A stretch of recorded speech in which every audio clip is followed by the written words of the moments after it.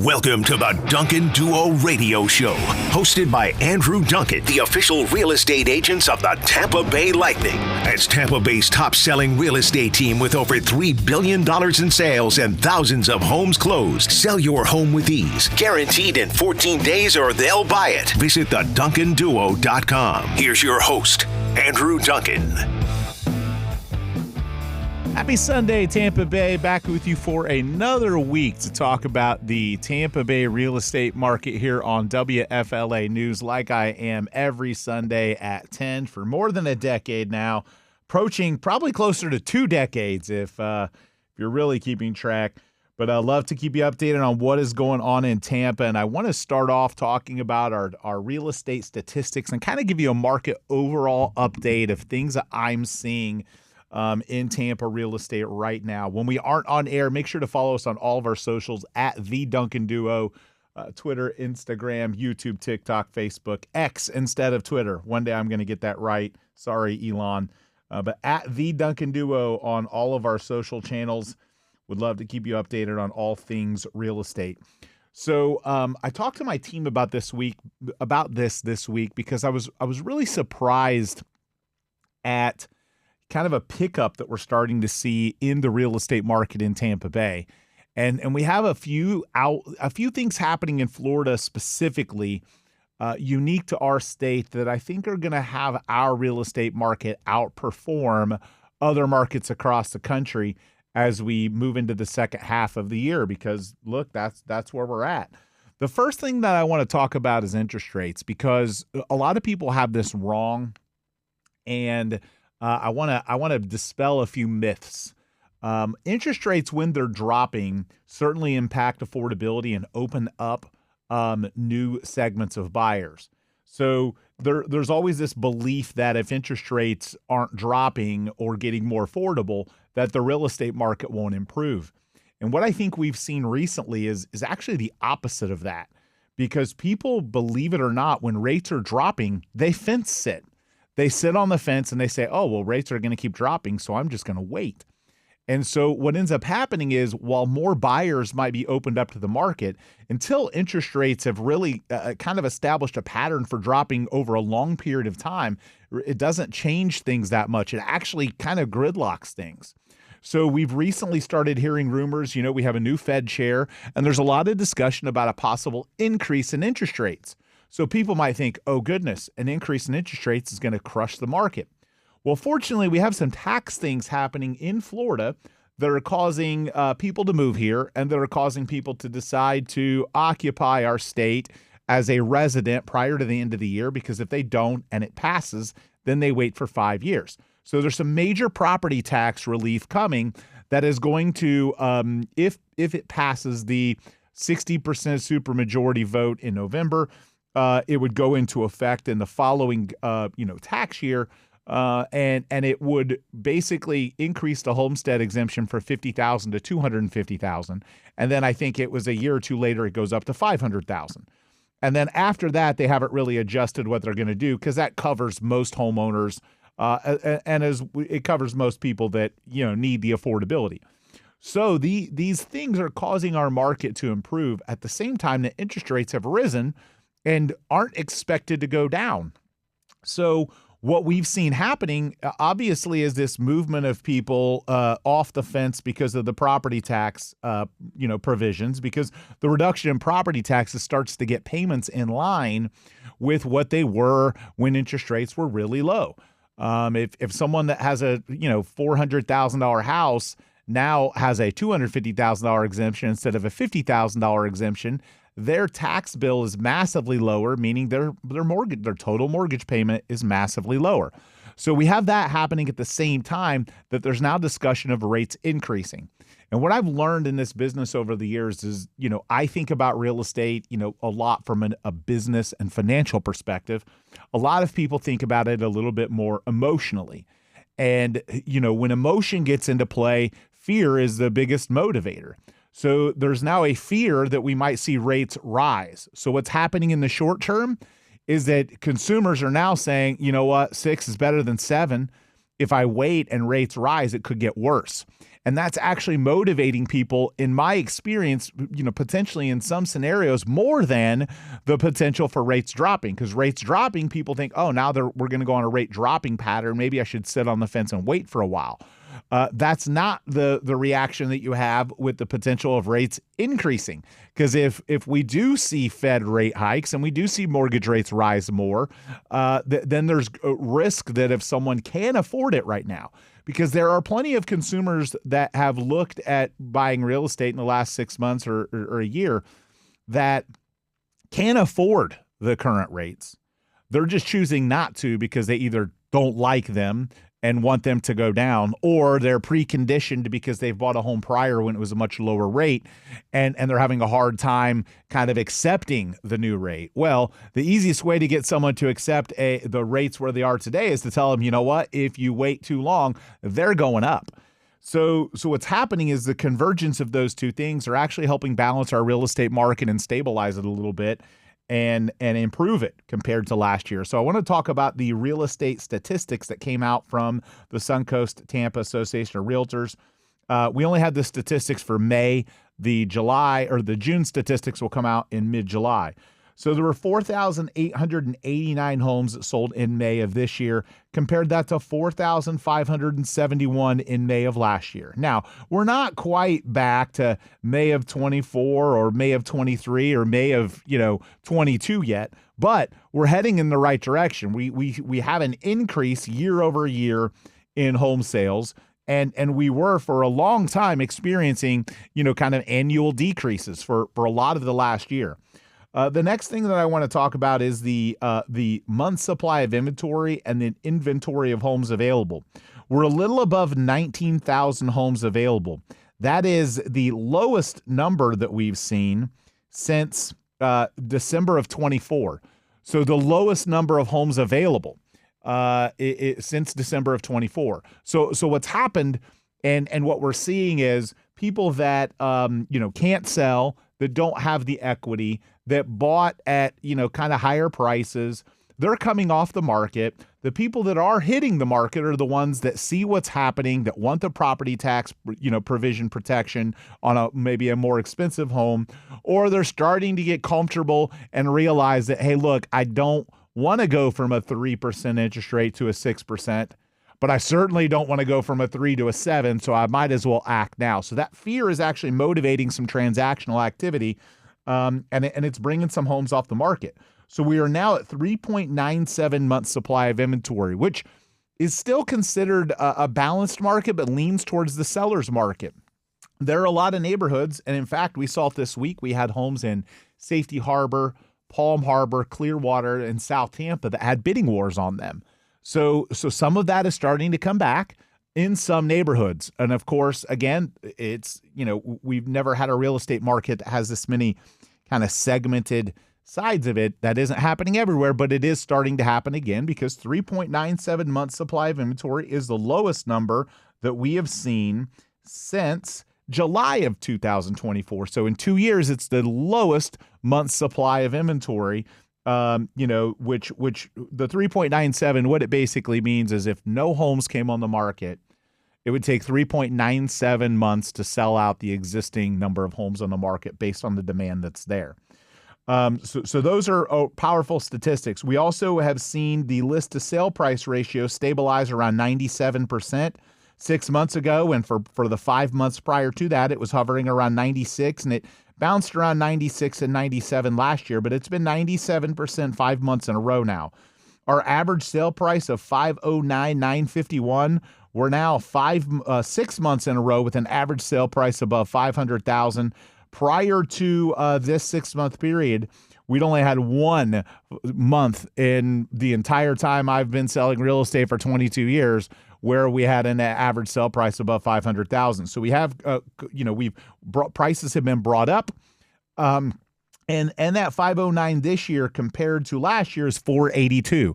So we're seeing year over year appreciation, not depreciation. Now we're seeing month over month appreciation because we saw higher prices earlier in the year for the average, but year over year, we're still seeing gains. So the idea that our market, in Tampa is crashing or weak or problematic. It's still not great. Okay. It's still not peak level euphoria. We're not in a boom or anything, but it's better than last year. We are seeing more sales, higher prices, and lower inventory. Now, again, that certainly is being impacted by more activity in the $1 million plus homes. We're seeing more wealthy people move here right now to take advantage of our state's tax policies compared to what's happening in other states. So that's pulling the average a little bit. And there's still a lot of, parts of the market that are considered depressed. So it's wild because we're seeing, some neighborhoods get bidding wars, and then some neighborhoods where homes are selling for less than what they were bought for in 2022, and those people have to be short sales. So I want to talk about the neighborhoods or the segments that aren't performing as well. The ones that are performing great, luxury, waterfront, kind of those historic hot neighborhoods, the South Tampas, the Carrollwoods, those kind of stalwarts that have been, strength of our real estate market for a long time. Where it's not performing well, new construction communities where homes are still being built that you bought in sometime between maybe 22 up until 25, you're going to struggle to sell. If the builder's still selling, they're going to be offering incentives that you can't beat, and they're going to be selling probably around the same price that you bought at. You're going to lose money to sell. Those people, unfortunately, are becoming short sales, and we're helping a lot of them avoid foreclosure and still be able to move, but they're just not able to profit. Also, condos. The condo market is still very challenging. We're seeing a lot of depreciation in the condo market simply because of some of the new rules. Those are properties that are harder to finance, and some communities and HOAs have some challenging financials. So condos not doing great. Single-family homes where new construction single-family homes that are still being built, those are not doing great. And then obviously those kind of feeder neighborhoods to some of those communities, because those are comparables. And then of course some of the neighborhoods that got hit really bad by storms, and we're seeing some distressed sales in some of those homes that got flooded. There's still some of that lingering in some neighborhoods. A lot of it's been cleaned out, but there's still a little bit about that. So those are the neighborhoods not performing well. But overall, our market is showing some positive signs. I think if we do potentially move into an environment where inflation gets controlled and we see maybe some slight interest rate cuts later this year or next year, as well as the property tax provision passing and a clean hurricane season, I think we could start to get back into a boom period where we're seeing numbers for sales comparable to what we saw during those kind of euphoric peaks. But right now, some nice stabilization, some subtle improvements from last year to this year. And I think that trend continues through the rest of this year because of the possibility of rate hikes motivating people, and then the possibility of those tax provisions passing and reducing people's payments. People move ahead of that news because if those things do happen, then you were too late. So if the property tax provision does happen and it's passed, then you're going to not be in front of the crowd. The crowd is going to rush, and you're going to see more transactions. So there's people they're taking a little bit of a risk by buying now because the expectation of that passing exists. So anyway, we're going to continue this conversation about the Tampa Bay real estate market after a quick break here on the Duncan Duo Real Estate Show.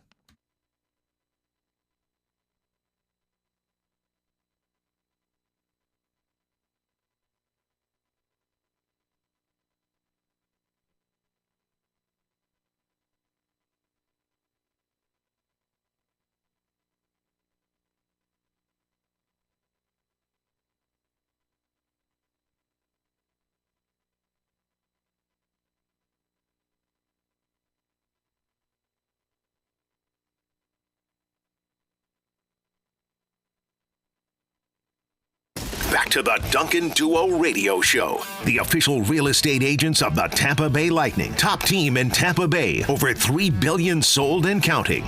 Now your host, Andrew Duncan. Still talking Tampa real estate, and we are hiring. If you are a real estate agent that is struggling, if you're not making the income that you want, if you're not selling homes every single month, we have an opportunity for you. We're rolling out AI in a big way. the marketing that we're doing. We've not taken the gas. We've not taken the pedal, the gas pedal off through some of these challenges in the marketplace, and we have more leads than we're keeping up with. So we are looking to hire agents.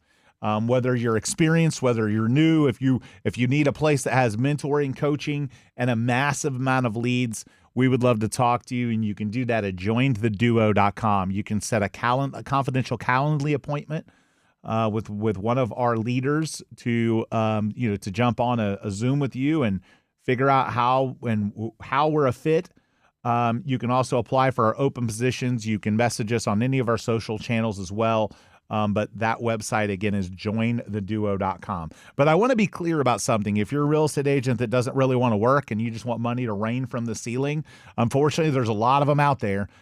This is not the opportunity for you. If you want to be coached and led, if you're willing to be held accountable, if you want to make multiples of six figures income, we have the opportunity for you. We have leads, we have support. As well as a lot of the tech tools that are expensive that a lot of companies right now are passing on. So if you want more leverage and you want to work with more clients, we have an agent right now that's got 7 homes under contract. I think it's somewhere around $4 or $5 million in volume and has been with us just a few months. So the opportunity with us is huge. It's just a matter of whether or not you want to do the work. If you're somebody that is worried about your ego and you want your name on the sign and you're happy selling 3 homes a year, probably not the right place for you. But if you want to work and grind and you want to make more money than you're going to make on your own through, all the time that I've been doing this, when somebody commits to the system and they put in the work and they make the calls and they serve their clients, they'll make more money than they thought they could with our team. We just take a lot of things off of real estate agents' plates. You don't have to worry about generating leads. We've got that covered. You don't have to worry about systems. We've got that covered. You don't have to worry about transaction management or getting listings entered. We take a lot of things off of your plate. So again, if you are interested in our opportunity, you can again go to jointheduo.com. Again, that's jointheduo.com. And one of the things I think is probably the coolest thing that we've rolled out, and we're getting some great feedback from customers. We're getting not great feedback from some of them because they don't want to evolve with what is happening in the world today, which is AI and voice AI and texting AI and some of the tools that customers of ours get. And it's really providing a lot of leverage for our agents, for agents that didn't want to have their own assistant, or agents that didn't want to make as many calls. They just want to go on appointments. We've got the solution for you because our AI system is taking our database and taking your leads and nurturing them for you on your behalf as your assistant. And it's working incredibly well. All of my agents love it. We're seeing production rise pretty considerably. And we're just extending the runway for our staff. Our staff's able to serve, more clients. We've not, our plan, we've not and have no plans on using AI to replace any of our people. We're just allowing our people to use the AI to be more productive. So if you are a real estate agent, you're not having those conversations, if you're not, working on a lot of deals at once, if you're only doing a deal here and there, but you want more and you're willing to accept that there's a better way than what you're doing, then please come to us at jointheduo.com. One of the things I told a real estate agent that inquired this week was, they were rather opinionated about what they wanted to keep doing if they joined our team. And so I looked up their production, and they sold 2 homes last year. And so they made much less than a Walmart greeter selling 2 homes. And so the definition of insanity is doing the same thing over and over again and expecting a different result. So they've decided to join the team, and in their first day, the number of leads that they got and the number of people they spoke to said it was more than they'd done on their own in 4 months. So again, the opportunity is there. It's just a matter of, if you're right for us and if you're willing to do the work. And if you know someone that's a real estate agent and struggling, someone that's thinking about getting into the business, maybe it's not you, maybe it's your child, your significant other, a family member, a friend, we would, again, love the opportunity. And you can do that again at jointheduo.com. And I honestly never, this iteration of my real estate business, because having done it for 22 years, you obviously have people that kind of graduate and move on and go do other things or go start their own companies. And I don't think I've ever had an iteration of my real estate team that I loved more than I love the group that I have right now. Just a bunch of great people. Our culture is amazing. It's very, embracing. People love coming to our office because it's not always been that way. There have been years where we sold more real estate, but we didn't have that kind of, energy that we have right now. And I just know that we're on the verge of, continuous explosive growth. So if you want to be part of that culture as well as sell a lot more real estate, again, hit us up at jointheduo.com. Again, that is jointheduo.com. So when we come back from the break, I want to give some advice to home buyers. I talked, and home sellers, because this market's a unique market, and I see both buyers and sellers making some mistakes. So I want to help you avoid a mistake. If you're thinking about buying real estate in 2026 or 2027, or you're thinking about selling some real estate, stay tuned. On the other side, I'm going to have some great tips and advice about how to structure, how to search, things that real estate agents that aren't experienced are missing right now, and how we can help you avoid some of those miscues when you're buying or selling real estate in Tampa Bay in today's current market. So we'll be back after a quick break here on WFLA News.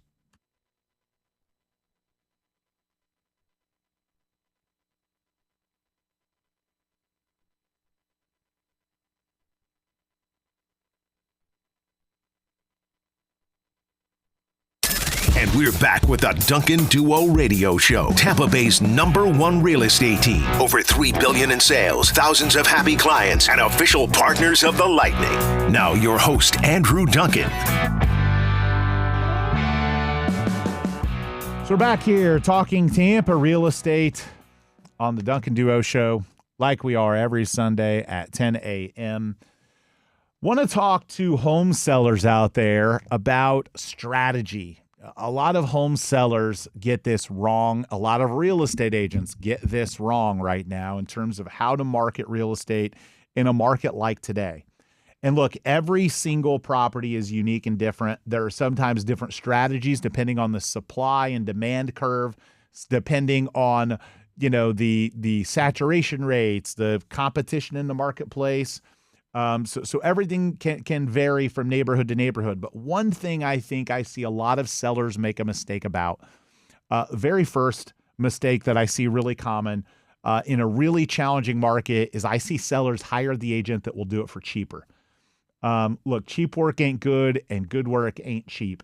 In a tough market like we're in today, back 5 years ago during the COVID boom, anybody could sell a house, okay? Today, it's got to be properly marketed, properly priced, and you've got to have a really good negotiating salesperson on the other end. And if you don't have that, then, then you're setting yourself up for failure. And a lot of times what happens is the agent that's willing to, cut their commission down, they're not a really good negotiator because they can't even negotiate their own fee. And when the fee gets cut down, what are they cutting out? They obviously have to have money for the broker. They have to have money for taxes. They have to have money to advertise your house. And guess what?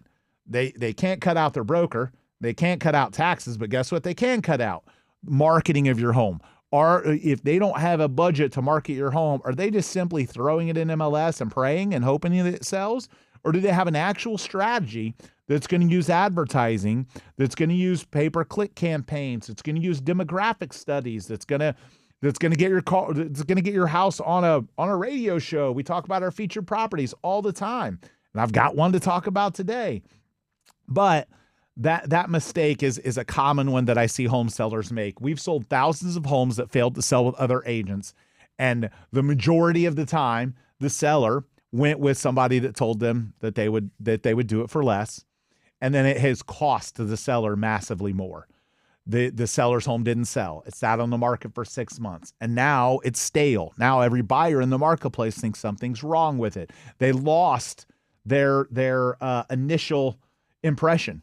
That first impression is so valuable. When you lose that first impression because you hired the cheap person, you run the risk of causing your home not to sell at all. So I had somebody, talk to me recently, and they said, well, Andrew, I hired an agent, and I'm not going to say the exact percentages because we're not supposed to discuss that.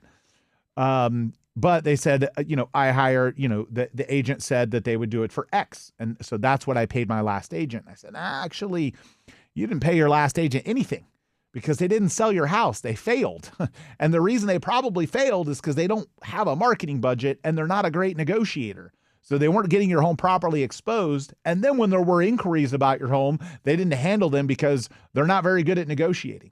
So I would be very cautious about that because, and I've had plenty of sellers say, well, I'm a great negotiator, so I don't need my agent to be a great negotiator. Well, guess what? All the conversations that are happening with other agents and buyers, you're not talking to them. So the amount of negotiation that you have skills at only matters to the point when the person actually makes the offer.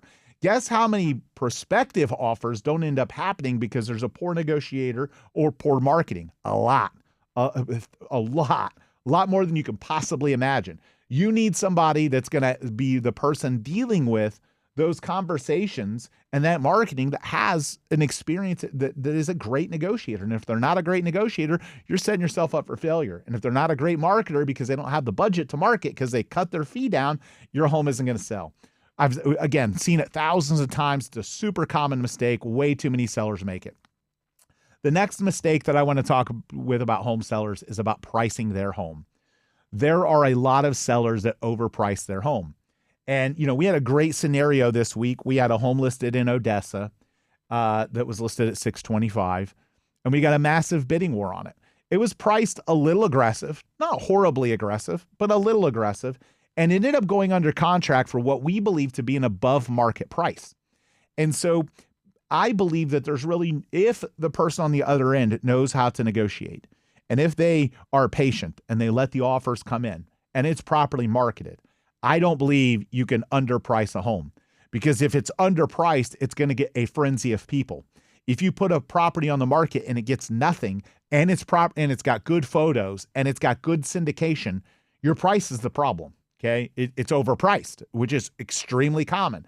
But every seller thinks their house is the Taj Mahal. So every seller thinks that theirs is the best and theirs is the best in the neighborhood. There's a reason you bought it, right? But the reality is that is not the agent. That is the market rejecting your price. We believe when we go into, relationship with the seller, it's a joint venture. We've got to both agree that a price can work. And way too many sellers are insistent on a higher price that isn't supported by the market. And then what happens is they chase the market. They put it on the market at a high price, and then they lower it, and then they lower it, and then they lower it, and they finally get to the right price 4 months down the line, but they've lost their initial, first impression.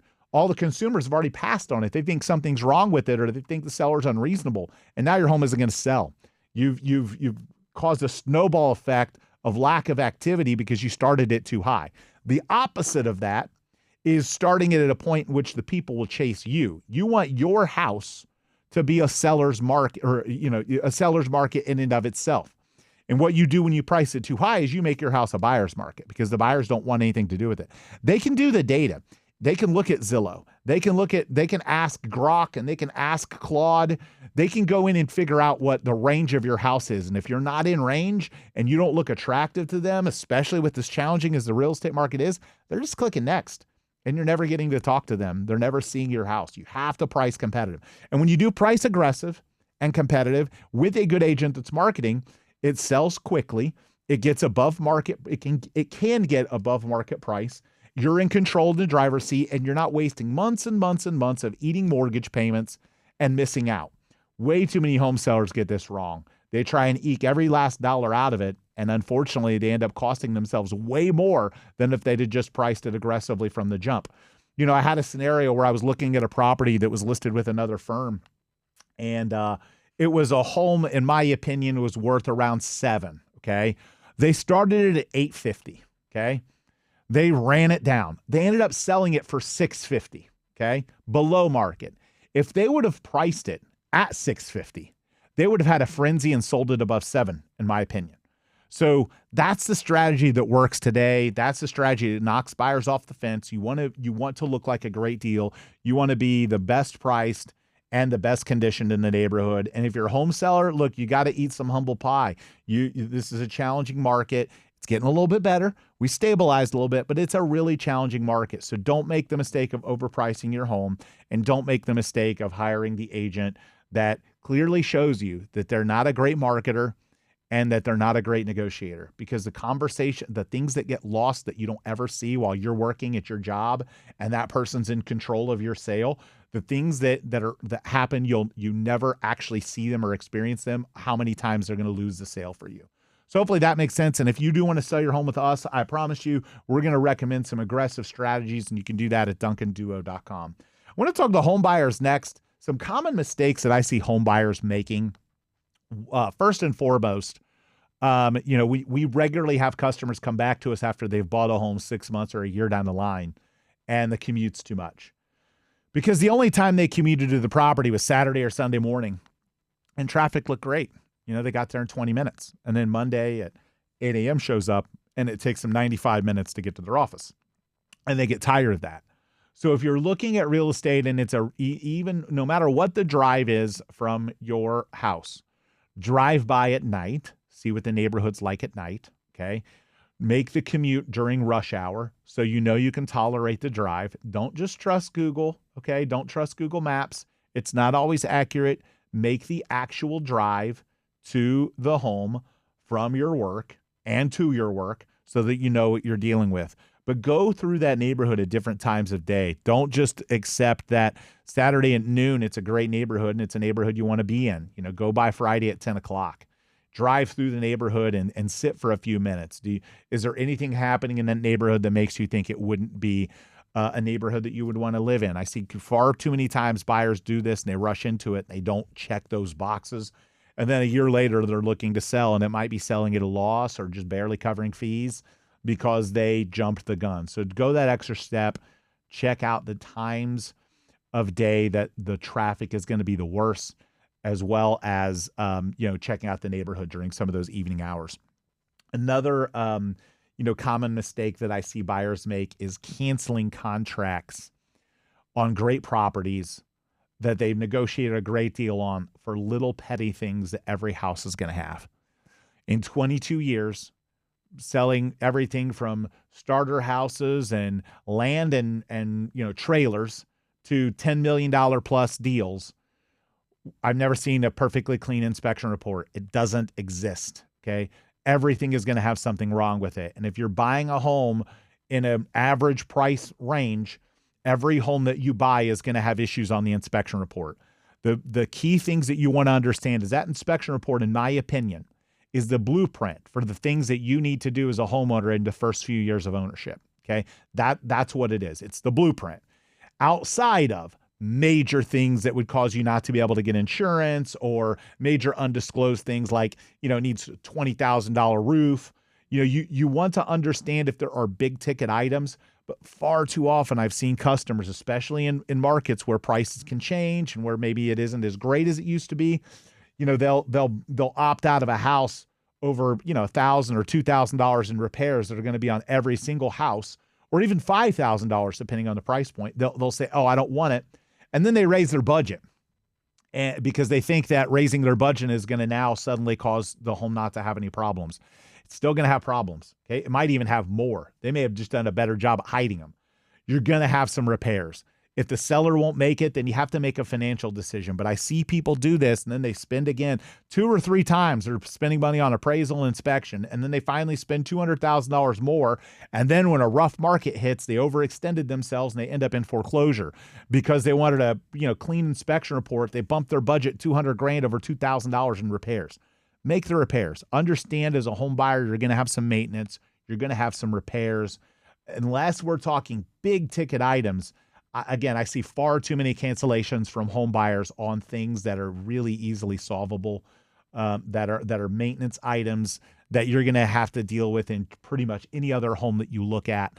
So don't expect Instagram filtering on your inspection report. Okay, it isn't that way. You're going to have to do some work. So again, you're listening to the Duncan Duo Real Estate Show, and we aren't on air. Check us out on all of our socials at The Duncan Duo, Twitter, Instagram, YouTube, TikTok. anytime at the Duncan Duo. And I'm going to be back. I'm going to talk about our featured property in Brandon after a quick break here on the Duncan Duo Real Estate Show.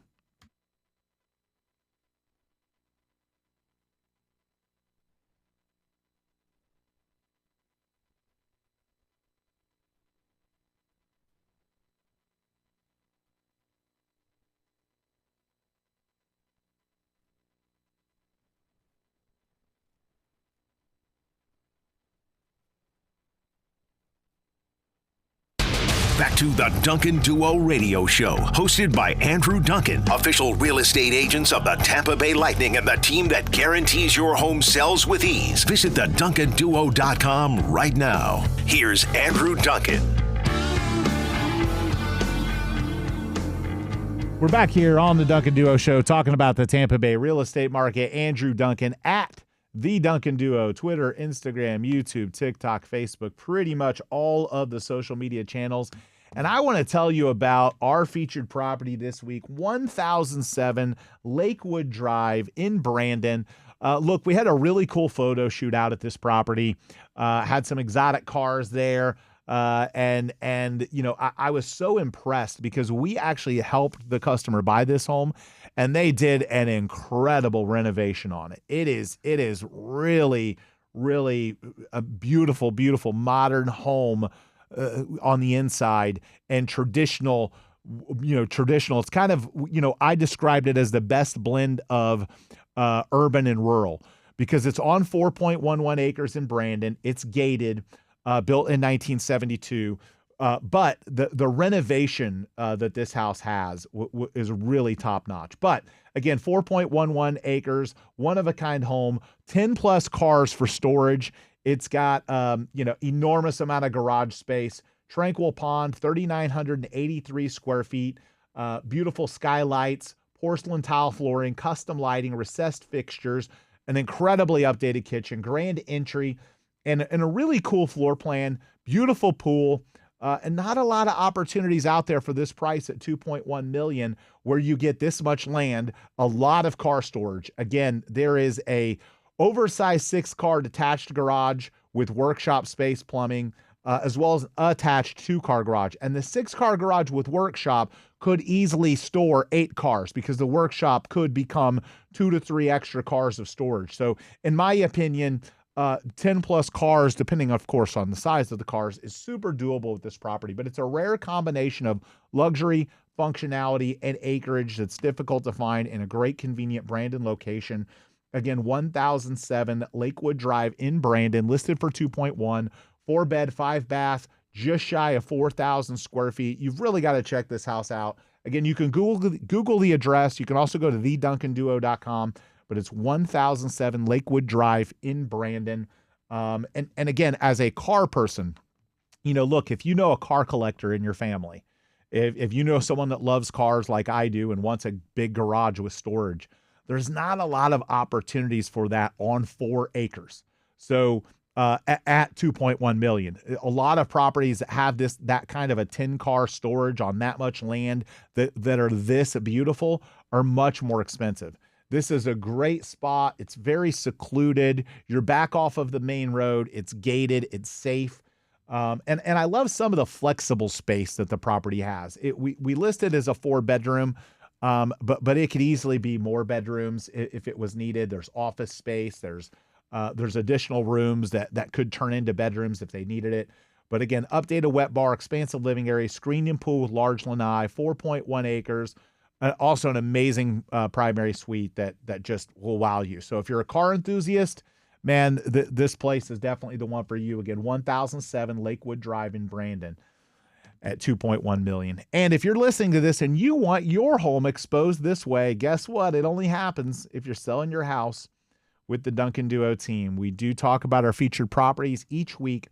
And if your agent isn't looking, or isn't, because if you're on the market right now, we're not the place for you. But if you failed to sell and your home didn't sell and you're upset, it didn't get what you needed, we would love the opportunity to help you also get this same kind of ability to sell your home. We did a Zillow showcase on this home. So we've also got, in addition to the really cool photography, there's 3D tours, there's aerial pictures, there's virtual staging that we have the capability of doing with Zillow Showcase. And that's something we do for our higher end homes.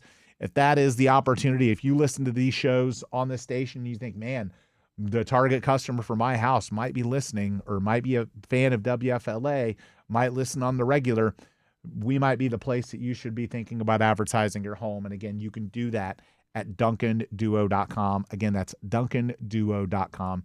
Lastly, I want to talk about our instant cash offer program. If you are someone who's inherited a home, you've had a home that's failed to sell multiple times. You got a bad tenant.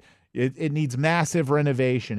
Whatever it is, we would love the opportunity to talk to you. We have a fund that buys homes cash, and we personally buy homes cash.